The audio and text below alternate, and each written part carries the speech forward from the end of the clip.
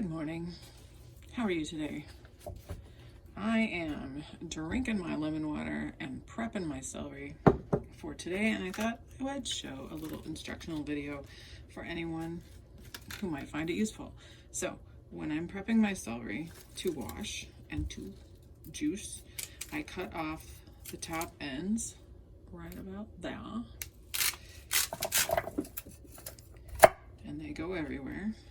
Usually I do this over my compost bin, but I didn't really want to point the camera in there. Plus, this is where I've got my rig set up. So, and then I cut off the butt end of the celery. And then I take these ones because they don't have leaves on them. So I take all the ones without leaves. That's all these. It's not always this way, but this is how this celery came. So put those in the sink, and then these ones I pull the leaves off of. And I just do that because the leaves are bitter. You can leave the leaves on your celery and juice the leaves. That's totally fine. It really is. It's just the leaves are a little bitter, and my family prefers not leaves. So I take the leaves off. You can save the leaves for soups or whatever. I wouldn't save these parts because who knows what has been on the blade that touched the ends of these to cut them. And same here. So anyway, you can save these leaves. Don't save these. those go in the compost to feed animals and worms. Anyway, so then these go in the sink to be washed. And when I am washing my celery, here's what I do. I have a tap here, a water tap that is filtered. And then of course I have the regular water that's here, right? So initially, actually this celery is not, a lot of times celery has like a bunch of mud on it and stuff like that. The celery does not. So, but usually what I'll do is just kind of preemptively like pre-rinse the celery and rinse the mud off, right? And any kind of like extra dirt, and it also gets it wet for when I soap it up, right? My hand's a little bit wet. So then I put just a little drop of soap in my hand. I rub it around on my hands. And then I take and I rub my thumb. I rub the back of my hand on the back of the celery. I rub my thumb up and down the celery to make sure to get out any MSG or nicotinoid sprays, that's a word, nicotine sprays, and I get and any other things that have fallen from the sky onto the celery, and I just do that. And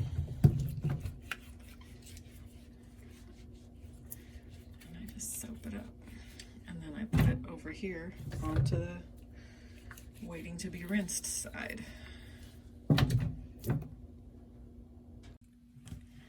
Then, when it's time to rinse, I just give it a good rinse, you know, like you do. I just make sure I do the same thing with my thumb to make sure, because, you know, you can feel with your hands if it's still soapy or not.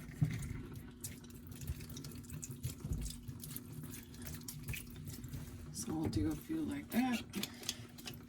And then I shake them out really well. And then I'm going to show you the whole thing because I am this kind of meticulous with my celery. So you see how there's like a little bit of spots, and these could have been damaged from machinery, and because of that I take a peeler and I peel them off. You do not have to do this. See, there's some right there too. I don't know if you can see that. Yeah, right there. You do not have to do this step. This is not a necessary step. This is an Ichota step. This is what I do. Also in the realm of this is what I do is I have a cloth here that I lay the celery out on. And I lay it like this. And again, this is not necessary, but I do this because then I can take, once I've got it laid out, it helps me get sort of the water off of it. So once I've got it laid out, I can take the other edge of the cloth and kind of put it over top and like blot it gently so you can see the moisture, so I'm getting all the water off. Again, this is a step that I like to have. It's not necessary for everyone. So, and then it's ready to juice. Now we can get juicing. This is some of the celery from the night before, right here next to the juicer. It's like, you know, whatever's left over from the day before.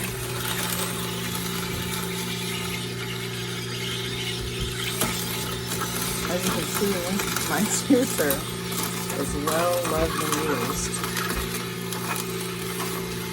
because we juice in it constantly, so it does have a mineral buildup, which is more about like it takes time to get that, to descale it, and I'm always too busy making food and using the juicer, so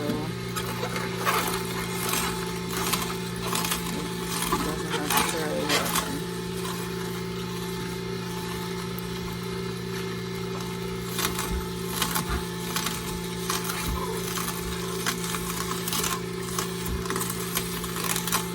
Right now, I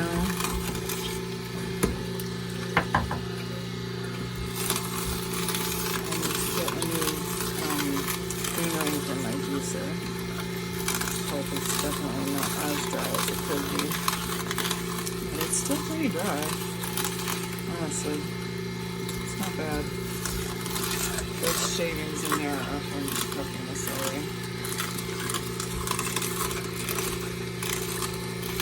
I want to point out is that I have found that it's better to try to, you know, just like you never want to push down. Like I'm just sort of resting my fingers on the top of this. I'm not pushing. You don't ever want to really try to force things through the blender because that can blow out the seals here on the edge of the I don't know what that thing's called, the cone thing with the silicone seal. So you don't want to blow that out. So don't ever try to force anything through the blender. You just gently push it through. And it is good, it's the slow juicer, right? So you want to kind of go slowly. You don't want to do it too fast because if you do it too fast, stuff starts to block up in here. And the juicer just can't process it that fast.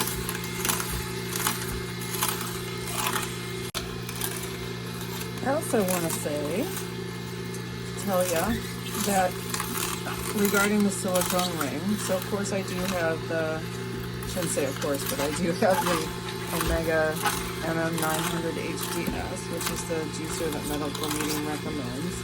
I have had 2 other Omega juicers, and I've had other kinds of juicers, like centrifugal juicers, which were not good.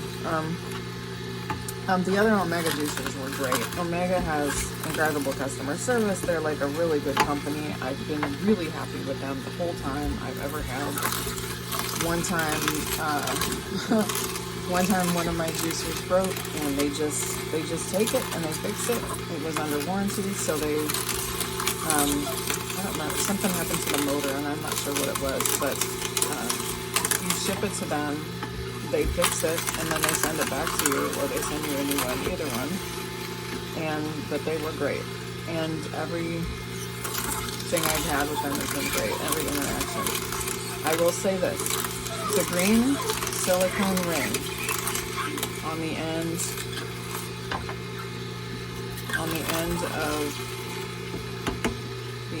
that goes in the end cap here, it's silicone. Silicone, it just naturally, it does break down over time. It's just what happens to silicone. And you know, you use it and it's got a lot of stuff going through it all the time, so it kind of moves and stretches and stuff. And so it's just happens. Silicone, it's not perfect.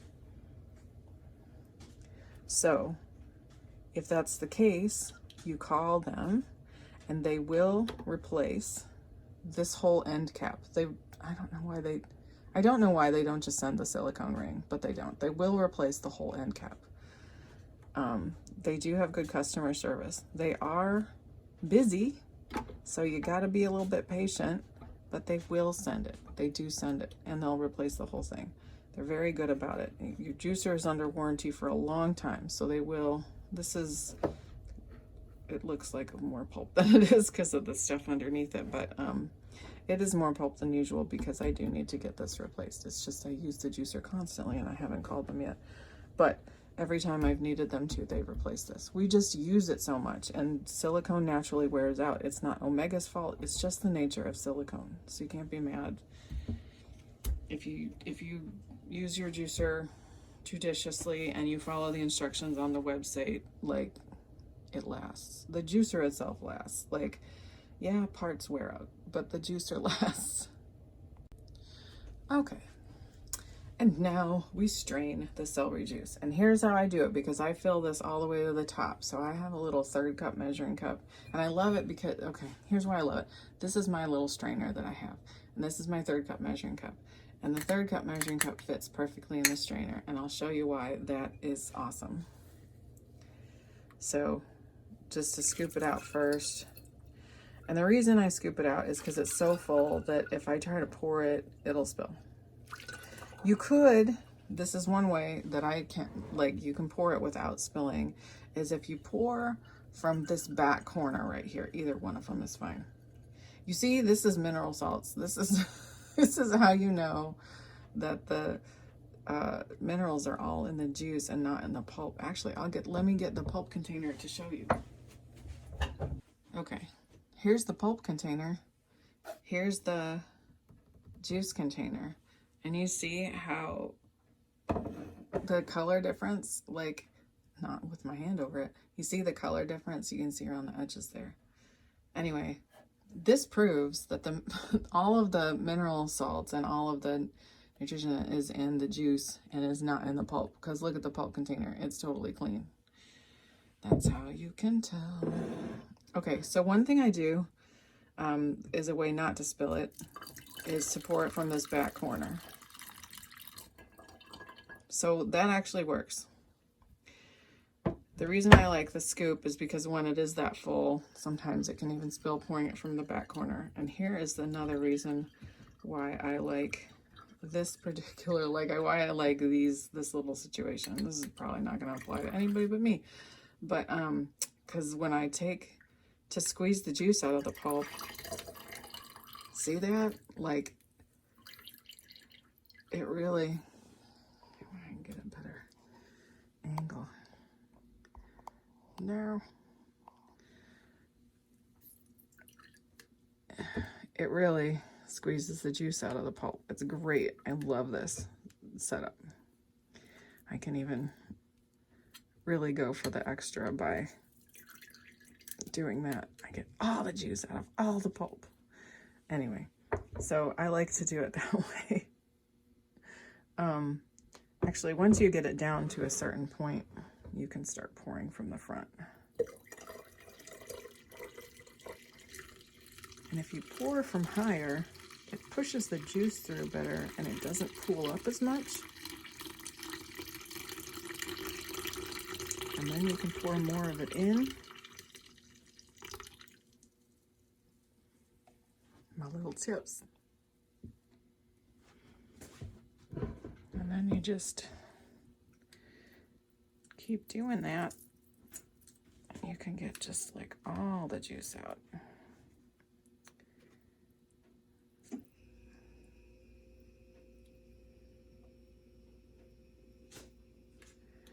It gets a little messy, but I don't mind a little messy. See, look at that. Ah, it just squeezes all of it. It's awesome. So you get the most juice out of your pulp that way. And then, cheers, celery juice.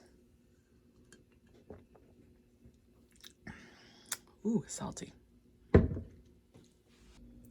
Why not go for the whole hog and show you how I watch the juicer. I wash the juicer.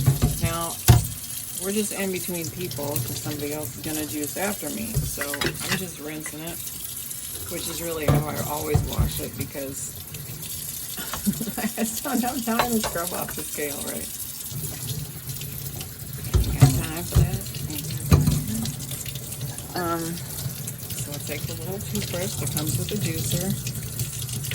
If it is not a toothbrush, don't use it on your teeth. It's too big.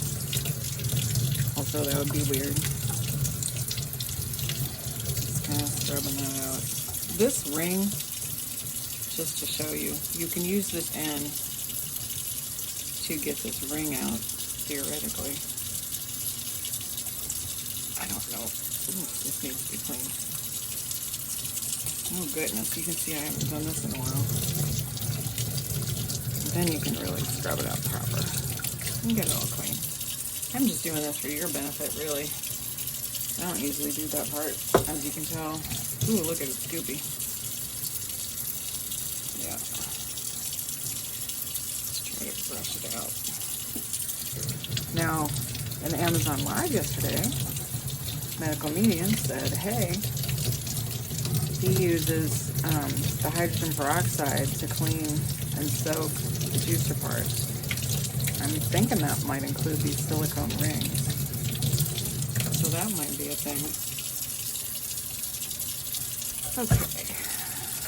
Then just rinse out this part.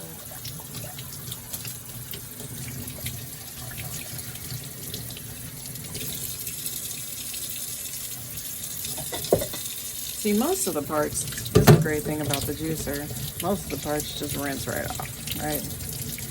I've got like a, what is this called? A trap in my sink. I can't find my words today. Okay, just rinsing this out. And then I'll just take the toothbrush because, you know, the pulp gets caught in this very, very fine mesh strainer. I have a strainer in my sink. That's the word I was looking for. I have a very, very fine mesh screen on the top here that scrubs it out. And then this is a less fine mesh screen, but it still gets pulp in it. And then I kind of scrub out the inside a little bit to make sure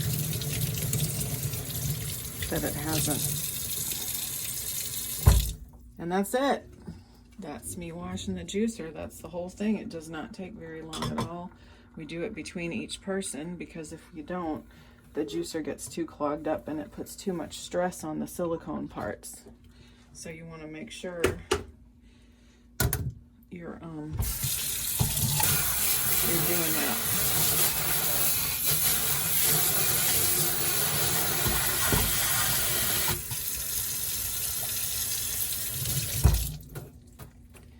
Ta-da!